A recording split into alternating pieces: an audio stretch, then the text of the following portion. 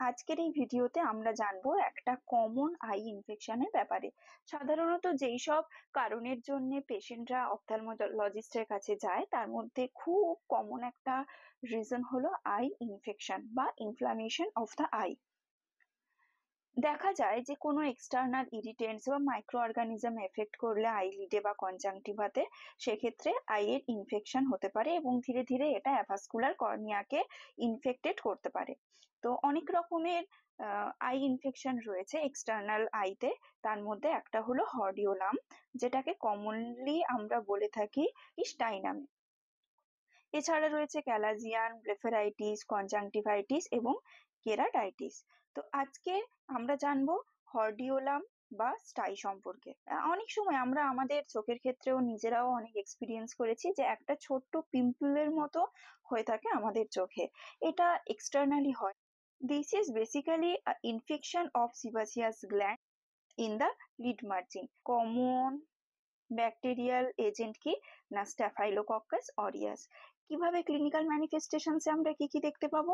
এখানে red, swollen, circumscribed, acutely tender একটা area তৈরি হবে, সোয়েলিং হতে পারে, আই ডিসচার্জ থাকতে পারে, ক্রাস্টিং থাকে, ক্রাস্টিং অ্যালং আইলিড, ইচিং,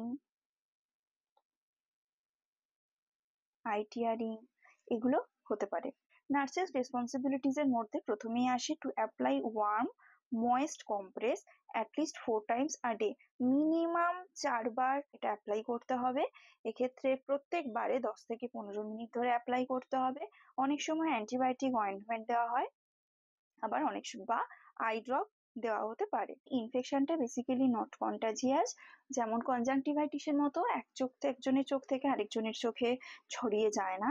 সাধারণত একটা সিঙ্গেল আইলিডে দেখতে পাওয়া যায়। এটা কতদিন থাকতে পারে না কিছু দিন থেকে কাপল অফ উইকস পর্যন্ত থাকতে পারে।